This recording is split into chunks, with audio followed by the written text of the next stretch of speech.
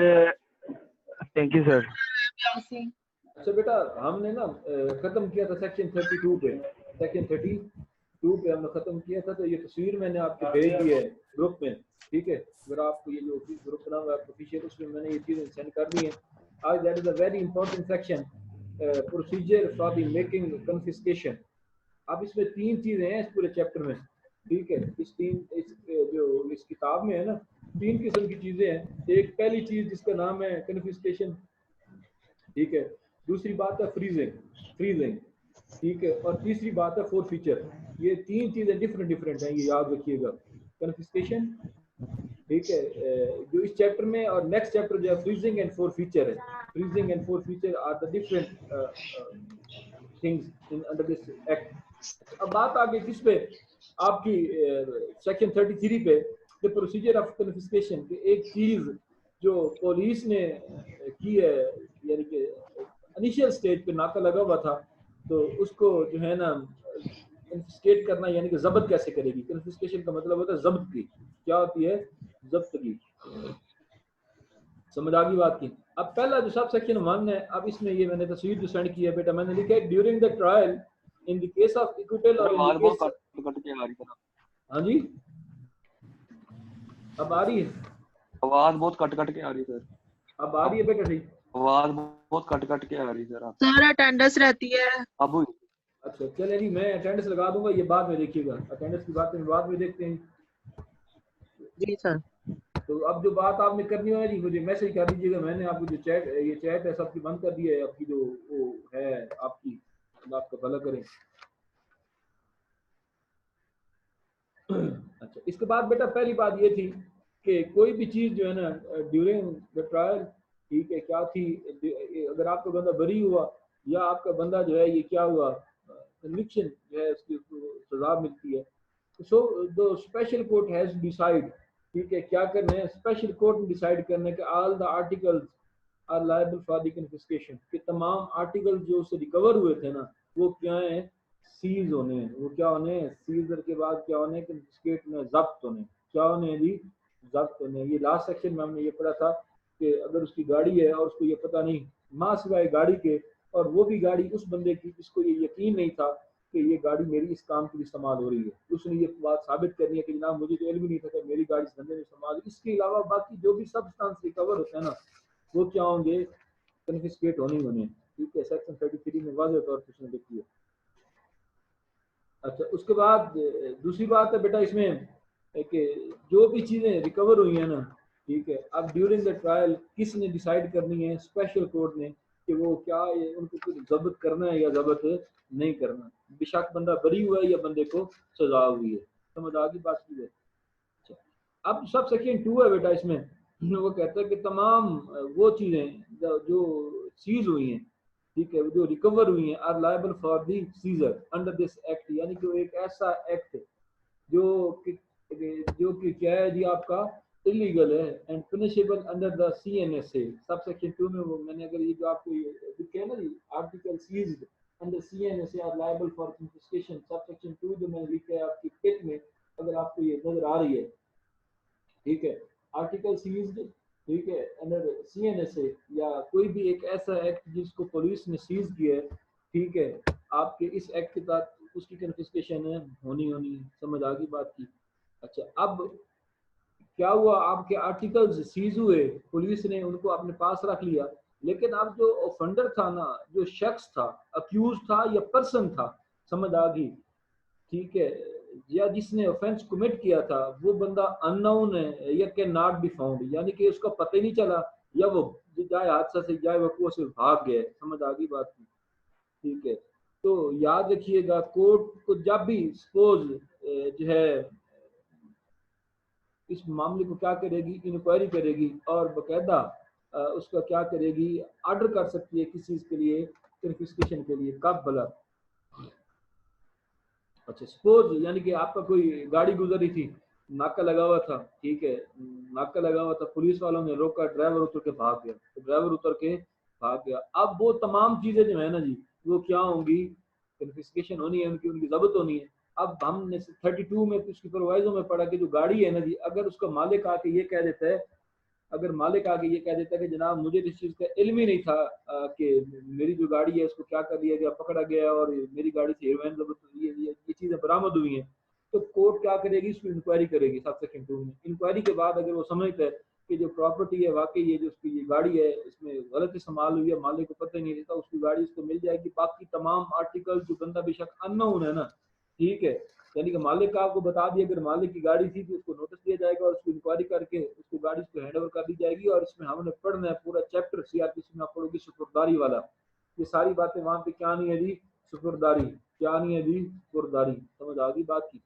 तो सुपुर्दारी के जरिए आपको वो चीज़ें जाके मिली हैं। तो बाकी अदरवाइज जितने भी आर्टिकल्स हैं ना, बंदा अननोन है या वहाँ से भाग गए तो वो क्या होनी है, कन्फिस्केशन होनी है। समझ आ गई बात की?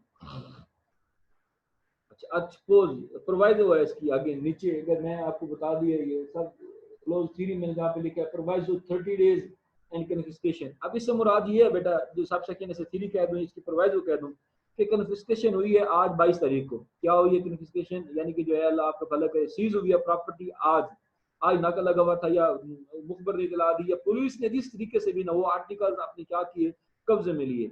आज से लेके नेक्स्ट 30 डेज के अंदर अंदर, ठीक है, आपकी अगर उन्होंने फ्रीज किया है तब, या उन्होंने सीज किया है तब, समझ आ गई बात की, कि वो क्या करेगा कि जो उसकी जो प्रॉपर्टी है ना उसको कन्फिस्केट किया जाएगा, यानी कि आज से लेके अगले 30 दिन तक। ठीक है, अच्छा, उसके बाद यानी कि उस शख्स अगर आ जाता है विद इन 30 डेज आ जाता है, ठीक है, और उसको एक अपॉर्चुनिटी भी दी जाती है कि जनाब आप ये साबित करो by the way of evidence, ठीक है, कि आप साबित करो कि इस चीज़ का आपको इल्म नहीं था या आपके पास शहादत हो ऐसी कि जनाब ये जो प्रॉपर्टी थी आपकी जिसको हमने ये सीज की है, हम इसको क्यों ना कन्फिस्केट करें या इसको हम जो है इसको क्या वजह है, वो साबित करेगा कि जनाब मेरे पास ये शहादत है, मुझे तो इल्म नहीं था, मेरी गाड़ी जो है वो पहले आपको बता चुका हूँ। उसके बाद जो शख्स था आपका जो है जिसके ये आर्टिकल्स थे, तो बाकायदा कोर्ट क्या करेगी, उसको सुनेगी और उसकी कोर्ट अगर चाहे तो यहाँ पे भी कोर्ट क्या कर सकती है, क्लेम कर सकती है, सुन सकती है, यानी कि उस बंदे को जिसने कल आके ये बातें क्लेम करनी है कि जनाब मेरी ये चीज़ें थी, मुझे तो अदालत ने सुना नहीं और बगैर सुने इसको क्या कर दिया, कन्फिस्केट कर दिया। ठीक है, जिस शख्स ने कल आके जो ढिंडोरा पीटना है वो आज आके पीट ले और अपनी बात सुना के कोर्ट को क्या कर दे, इंटीमेट करके अपना फैसला करवा दे। लेकिन टाइम लिमिट कितनी है उसके लिए, 30 डेज, जो मेन बात बताने की चीज़ है। समझ आ गई बेटा बात की? इसके बाद नेक्स्ट है प्रोवाइडेड फर्दर दैट, ठीक है, अब सपोज यानी कि the articles other than narcotics drug, यानी कि ऐसा था कि जो गाड़ी थी ना वो किसी सब्जियों की जा रही थी, किस चीज की थी, कोई आपकी और प्रॉपर्टी थी, ठीक है, यानी कि सपोज ट्रक जा रहा था फ्रूटों का या गाड़ी जा रही थी किस चीज आपकी, कुछ सब्जी वगैरह जा रही थी, ठीक है, उसमें जो थे ड्रग्स थे, अब उन्होंने उनको मुखबरी हुई, उन्होंने वो तमाम जो नारकोटिक्स थी वो भी रिकवर कर लिए। नारकोटिक्स के साथ साथ उन्होंने क्या चीजें रिकवर कर ली बेटा आपकी, अल्लाह आपका भला करे, जो सब्जियां थी या फ्रूट थे। और हमें ये पता है कि ये लायबल फॉर द सिक्योरिटी या नेचुरल डिके, यानी कि जो आपकी ये तमाम चीजें हैं ये क्या हो सकती हैं, जल्द अज जल्द खराब हो सकती हैं। समझ आ गई बात की? ठीक है, तो अब ये जो फल हैं वो खराब हो सकते हैं, ठीक है, जो इन्होंने सीज किए हैं, बाकी तो चीजें चलो उन्होंने रिकवर कर ली। अब इन्होंने एक नई चीज ऐड की है कि डीजी, अब ये बात याद रखिएगा, सेक्शन 33 नेक्स्ट आगे हमने पढ़ना है, सेक्शन 33 में उन्होंने किसको एम्पावर कर दिया, डीजी को या कोई ऑफिसर जिसको ये अथोराइज करता है, ठीक है, कि क्या किया जाए, इसकी सेल कर दी जाए, इसकी क्या कर दी जाए, ये जो फल या फ्रूट वगैरह है ना, इन तमाम चीज़ों की, ये जो तमाम आर्टिकल्स हैं जो नारकोटिक्स के साथ रिकवर हुए हैं, इसकी जितनी भी ये चीज़ें हैं सेल कर दी जाए, और इसकी जो अमाउंट होगी ना जी, समझ आ गई बात की, इसकी क्या होगी विद अमाउंट, याद रखिएगा, जब वो सेल करेगा with approval of special court होगा, और स्पेशल कोर्ट के साथ ही with notice to the owner होगा। ये प्रोसीजर साथ बता दूं, इसको सेल किया जाएगा, सेल करने के साथ इसकी जितनी भी अमाउंट होगी ना वो उसी स्पेशल कोर्ट में जमा करवा दी जाएगी। समझ आ गई बात की? ठीक है बेटा, यानी ये जो मैंने लिखे ना अदर आर्टिकल्स के सामने मैंने हेड बनाया है सेल, यानी कि आपकी नारकोटिक्स के साथ कोई एक ऐसी चीज भी बरामद होती है, यानी कि वो चीज तो सामने दिखावे के लिए तो वो कोई और चीज लेके जा रहे थे, फल थे, फ्रूट थे, सब्जियां थी, और जिस जो कि liable for natural and security decay, यानी कि वो जल्द अज जल्द अगर इनको 5 या 10 दिन में ना सेल किया गया तो ये खराब हो जाएंगी, ठीक है, तो क्या हो जाएंगी, खराब हो जाएंगी। तो कोर्ट की कंसेंट के साथ, और कोर्ट क्या करेगी, उस ओनर को नोटिस देगी बकायदा। समझ आ गई बात की? नोटिस देने के साथ ही बेटा कोर्ट क्या करेगी, उसको अगर आ जाता है तो सुन सुनेगी नहीं तो फिर क्या कर देगी, ऑर्डर कर देगी किस चीज का सेल वैसे भी होगी जो तरीक का सेल तक आप पढ़ चुके हो, तो प्रोसीजर कानून में बता दिया गया किस चीज का सेल के मुतालिक।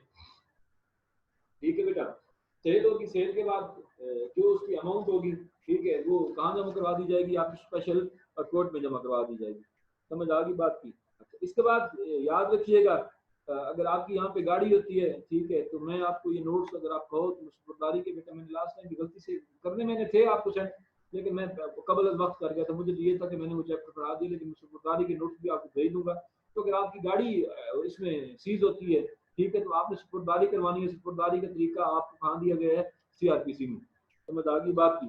अच्छा, अब अगर दौरान आपका अल्लाह आपका भला करे आपकी एडजुडिकेशन और at the time of appeal, यानी कि अपील के दौरान या केस के दौरान अगर आपकी वो प्रॉपर्टी जो है वो डिक्लेयर कर दी जाती है कि इसको कन्फिस्केट, ये तो इसका यानी कि गलत इस्तेमाल हुई है, लोग इसमें कोई टेंशन नहीं थी, यानी कि कोर्ट ड्यूरिंग द अपील, ठीक है, और अपील या ड्यूरिंग द जो है आपका ट्रायल, ठीक है, ये बात सामने आ जाती है कि ये जो ये property articles and are not liable for the confiscation, यानी कि इनको जब्त नहीं करना चाहिए। समझ आ गई बात की। तो याद रखिएगा कोर्ट इसको क्या कर देगी, हैंड ओवर कर देगी जो उसका असल मालिक होगा। पहले इंक्वायरी करेगी, इंक्वायरी के बाद क्या करेगी, बकायदा उस ओनर को दे देगी जिसकी ये गाड़ी थी। समझ आ गई बात की।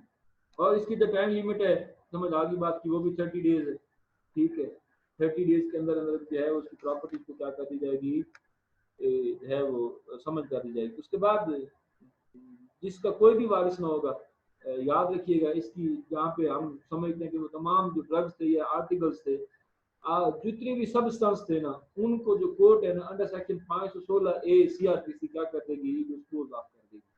कौन सा सेक्शन है जी, सेक्शन है डिस्पोज ऑफ कर देगी अंडर सेक्शन 516A जी, क्या कर देगी 516A। समझ आ गई। अब ये बातें किसकी थी, सेक्शन 33 में पहली बात हमने ये कही थी कि during the trial if the special court जो है आपकी in the case of conviction और in the case of acquittal क्या करती है कि जो भी आर्टिकल जो है ना रिकवर हुए shall be liable for the confiscation. Number 1। Number 2 हमने ये कहा था कि अगर आपका वो जो बंदा वो अननोन है या कैन नॉट बी फाउंड, उस बंदे को जो पता नहीं चला या उस बंदे का जो है वो भाग गया, समझ आ गई बात की, तो उसकी भी बकायदा क्या हो सकती है, shall be liable for the confiscation. ठीक है, लेकिन अगर जो है आपका ड्राइवर भाग जाता है, सपोज हम ये समझते हैं, तो कोर्ट क्या करेगी, इंक्वायरी करेगी और इंक्वायरी के बाद वो क्या कर सकती है, अगर वो समझती है फिट के लायबल फॉर डिस्क्रिमिनेशन, तो कोर्ट बकायदा इसका क्या कर देगी, ऑर्डर कर देगी। ठीक है, ये सब सेक्शन 2 था। इसके बाद से इसकी प्रोवाइजो, ठीक है, कि विद इन 30 डेज जो है इसकी जो आपकी पता है आपको इंतजार करना ही पड़ना। ठीक है, कि उसकी जो आज से अगर आपकी सीज हुई है तो उसकी जो कन्फिस्केशन होगी वो अगले 30 दिनों के बाद होगी। समझ आ गई बात। उसके बाद मैंने कहा था अगर आपके कोई और सब्सटेंस जो है वो रिकवर हुए हैं, ठीक है, जो आपके नारकोटिक्स के अलावा थे, ड्रग्स के अलावा थे, तो बकायदा उनका भी क्या होगा, सबसे पहले तो जो मालिक को बताया जाएगा, मालिक को ट्रेस किया जाएगा, अगर मालिक नहीं आता तो फिर उसको डिस्पोज ऑफ किया जाएगा यानी सेल कर दिया जाएगा, और उसकी जो रकम होगी वो कहाँ दी जाएगी, स्पेशल कोर्ट में। उसके बाद नेक्स्ट हमने पढ़ा कि अगर आपकी at the time of appeal और at the time of trial, during trial ये नो एडजुडिकेशन या ये कोई भी ये बात तय हो जाती है कि जो प्रॉपर्टी आर्टिकल्स हैं shall not be liable for the confiscation, तो अगले 30 दिन के अंदर अंदर जो है वो तमाम जो है वो articles shall be handed over to the owner.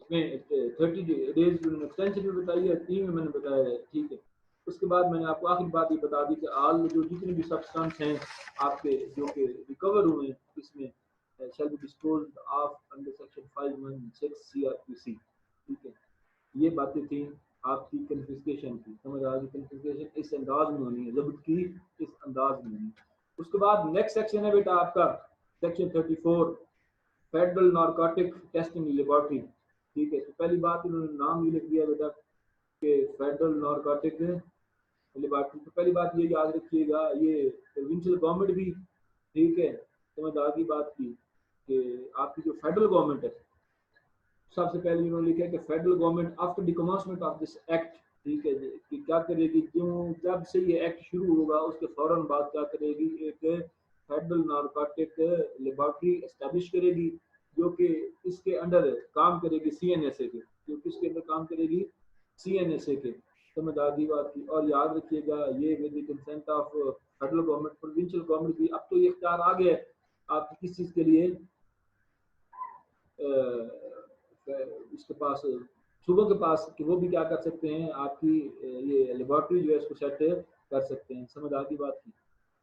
अब ये क्या करेगा आपका जो अप्रोप्रिएट यानी कि सेटअप होगा आपकी federal government after the commencement of CNSA एक सेटअप तैयार करेगा for the purpose of testing of the sample which has been sent by the any agency.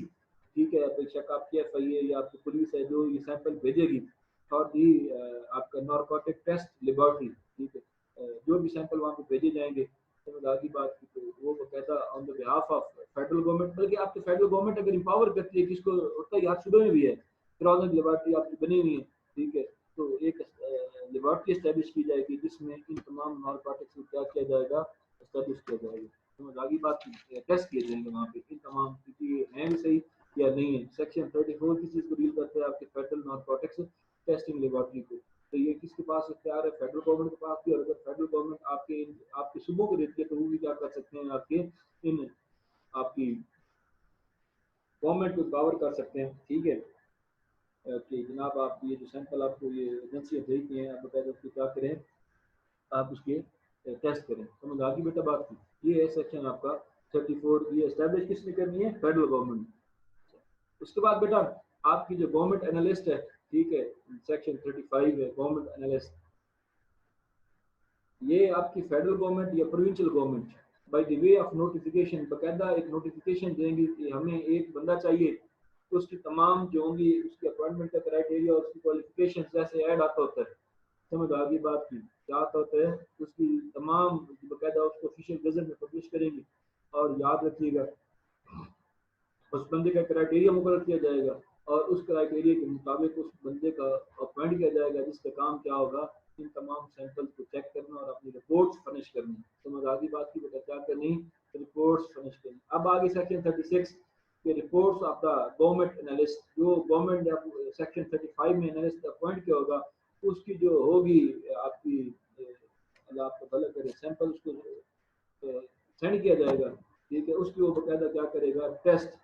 ठीक है, उसको सैंपल तैयार सैंपल टेस्ट करेगा और उसकी 4 परतें बनाएगा। समझ आ गई बात की, उसकी 4 परतें जो टेस्ट उसने रिपोर्ट फर्निश करनी है ना जी, जो उसने रिपोर्ट फर्निश करनी है उसकी बकायदा कितनी परतें बनाएगा, 4 परतें बनाएगा। ठीक है, और उसकी एक कापी उस शख्स को देगा जिस शख्स ने उसको वो सैंपल भेजा था, और एक उसकी कापी अपने सीनियर को भेजेगा। समझ आ गई बात की। और जब ये अभी मेरी बात टेक्निकल है, ये अगली बार मैं कर रहा हूँ इसकी जरा सुन लो। अब सच रिपोर्ट जो होगी आपकी, जो आपकी shall be admissible in the evidence. ठीक है, ये जो आपकी शैल बी का वर्ड इस्तेमाल हुआ है कि ये जो आपकी ये है ना रिपोर्ट जिसने गवर्नमेंट एनालिस्ट ने देनी है, ये आपके खिलाफ एविडेंस में शैल बी एडमिसिबल।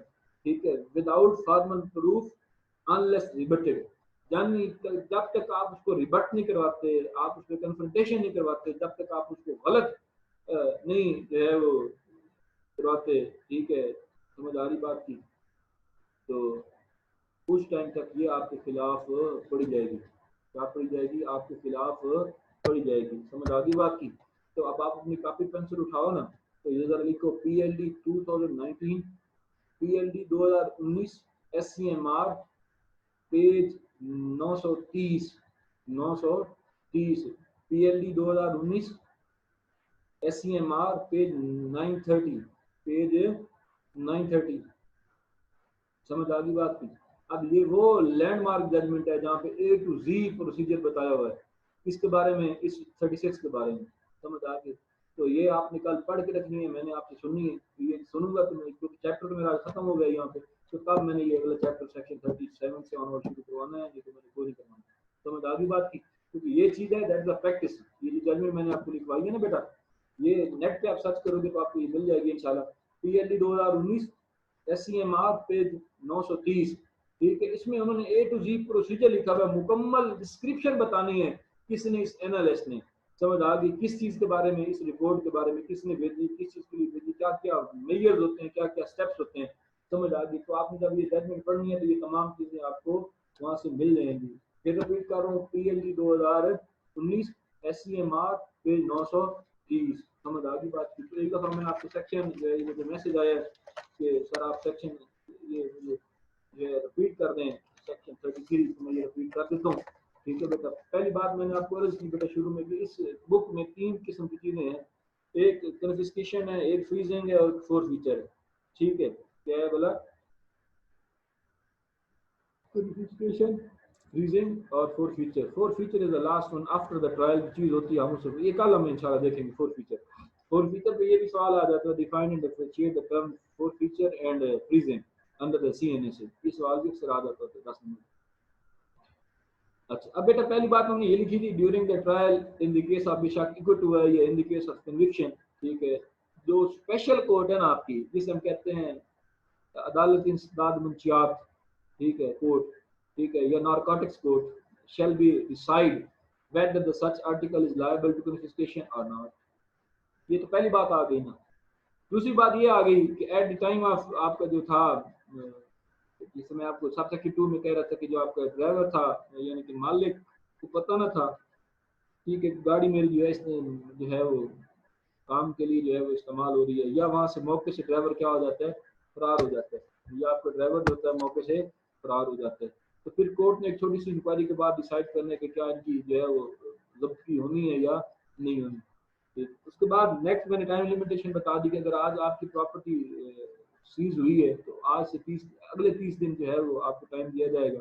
आपको सुनना कोर्ट सुनेगी, ठीक है, आप कोई शहादत देना चाहते हो तो आप शहादत ला सकते हो, यानी कि तमाम अपॉर्चुनिटी आपको दी जाएगी। अगर आपको पता चल जाता है मेरी प्रॉपर्टी जो है ना ये क्या होगी, ऐड होगी, सीज होगी, तो आपको बकायदा उसकी इंक्वायरी के बाद फिर कोर्ट ने अगले 30 दिन के बाद जो है कोर्ट को डिसाइड करेगी कि नहीं ये इसकी लायबल फॉर कन्फिस्केशन है या नहीं है।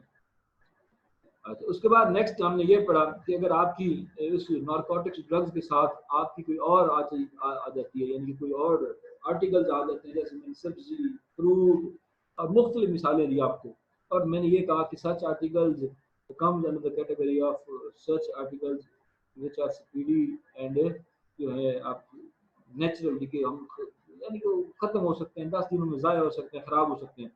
तो बकायदा पहले तो कोर्ट कोशिश करेगी कि उसको मालिक को देखा जाए, अगर मालिक नहीं है तो फिर डीजी और उसका जो ऑफिसर ऑथराइज होगा वो कोर्ट को लिख के भेजेंगे और कोर्ट उसका फैसला करेगी कि क्या उसकी सेल होनी है या नहीं होनी। तो सेल अगर होती है तो सेल का कानून है उसके मुताबिक होगी, समझ आ गई बेटा बात की। और जब उसके मुताबिक होगी तो जो सेल से पैसे आएंगे ना वो तमाम स्पेशल कोर्ट अपने अकाउंट में जमा करवा लेगी। और यहाँ पे अगर आप उस चीज़ की सुपुर्दारी करवाना चाहते हो, समझ आ गई बात की, इस चीज़ की भला आप आर्टिकल की तो आपको कानून जो आपको बता दिया सुपुर्दारी के नोट्स में आपको कर दूंगा, आप पढ़ लीजिएगा, जहाँ पे समझ ना आए तो आप मुझसे पूछ लीजिएगा। उसके बाद अगर दौरान यानी कि आपके अपील या ड्यूरिंग द ट्रायल या आपके केस के दौरान कोई फैसला नहीं होता, साबित वो प्रॉपर्टी को प्रूव ही नहीं कर सकता कि जो है ना हम इस नतीजे में पहुंच सके कि इसको क्या किया जाए, कन्फिस्केट किया जाए, तो याद रखिएगा तमाम जो कोर्ट में डिसाइड करना उधर आ जाती है एप्लीकेशन प्रैक्टिस में, तो आपको पता है कि सुपुर्दारी की एप्लीकेशन आ जाती होती है।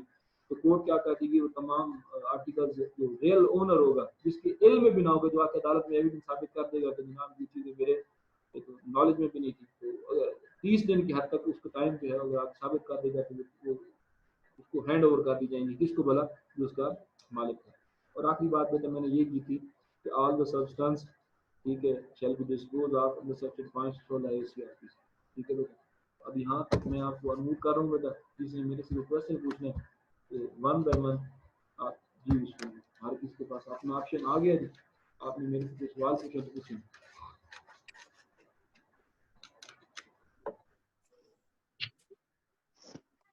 और अगर ये सैफ रहमान मेरी आवाज़ सुन रहे हो तो ये अपनी क्लास की ये स्क्रीन शॉट ले लो जी, सैफ रहमान जी जी सर। तो ये अपनी हाल की क्लास की स्क्रीन शॉट लेके अपनी क्लास की हाल बंदे मैं देख रहा हूँ, टोटल मेरे पास 40 हैं और 40 में से 20 जितने क्लास के बैठे हुए ना अपने ये डिटेल निकाल रोल नंबर वाइज सेंड करनी। सर ये सेक्शन 36 का सब जी सर ठीक, सब सेक्शन 2 पूरा दें जी बताएं। दोबारा 36 सब सेक्शन 2 क्या है सर, पता ही नहीं है सर। तो पढ़ दे 36 सब सेक्शन 2। यस सर, पढ़ दो ना बेटा। notwithstanding anything contained in any of the law for the time being in force, any document purporting to be a report signed by a नहीं, government इसमें पहली बात मैंने आपको and shall be admissible as evidence of the facts stated therein without सुन तो cause, लेना। and such evidence shall, बस unless कर। debated, be conclusive. अब मेरी बात सुनिए साहब, अगर जब ये रिपोर्ट आती है ना, समझ आई, ठीक है, आपके खिलाफ रिपोर्ट आ गई, आपके खिलाफ ये शहादत में पड़ी जाएगी। ये आप में आप जब ट्रायल होगा ना, उसमें शहादत जब रिकॉर्ड होगी तो उसमें आपके खिलाफ ये क्या होगी, एडमिसिबल होगी। ठीक है, क्या होगी, एडमिसिबल होगी। हाँ जी, ये सवाल आता है, define and appreciate the admissibility and relevancy of the facts in the I of law. ये क्वेश्चन के सवाल है, अभी नहीं, अभी आप बड़े हो लो ना, फिर ये चीज आपको समझ आएगी। ठीक है, अब पहली बात मैंने ये कह दी कि भाईजान ये जो चीजें हैं ना, ये आपके खिलाफ पड़ी जाएंगी और ये इस्तेमाल हो सकती हैं एज एविडेंस। कब तक हो सकती हैं, जब तक आप उनको आके रिबट नहीं करते। रिबट का मतलब होता है कन्फ्रंटेशन, यानी कि आप तजाद क्रिएट नहीं करते। आप ये कहते हो ये जो रिपोर्ट आई है ये फिक्टिशियस है, झूठी है, आप इसको चैलेंज नहीं करके आप कोर्ट को मुतमैन नहीं करते। उस टाइम तक ये जो है, ये रिपोर्ट किसी और कानून के तहत आई है और है किसी ड्रग्स की, ठीक है, तो ये आपके खिलाफ ही पड़ी जाएगी और उस टाइम तक पड़ी जाएगी जब तक आप इसको डिस्प्रूव नहीं कर देते। ठीक है, रिबट नहीं कर देते, कन्फ्रंटेशन नहीं करते, आप उसकी तजाद नहीं लाते। जी सर अटेंडेंस लगा दें। लगा दिया, दिमाग ठीक है आपका, पहले लगा दिया आपने, पूरा लेक्चर आपने। सर 496 की भी लगा दे सर। जी और जी सर तो फ्रूट या वेजिटेबल्स जो होंगी, जैसे हमारे यहाँ बहुत ज्यादा टाइम लग जाता है प्रोसेस में, तो अगर वो खराब हो जाती है, सुपुर्दारी होगी, सुपुर्दारी होगी बेटा, सुपुर्दारी। जो ओनर होगा वो डैमेजेस डिमांड कर सकते हैं? नहीं बेटा, डैमेजेस नहीं करेगा और सुपुर्दारी हो जाती होती। ठीक है बेटा, सुपुर्दारी हो जाती है बेटा। ओके सर, उसके लिए वो फिर ऑनर ही एप्लीकेशन देगा? जी आप कोर्स, आप किसी भी तो आके आप इसको शो करते हैं, उसने कहना नहीं मुझे तो पता नहीं था ये धंधा हो जाती है, सुपुर्दारी हो जाती है। ये कोई बड़ा मामला नहीं, तो फिर गाड़ी और नारकोटिक्स का मसला बनता होता है। Okay sir. ये और जी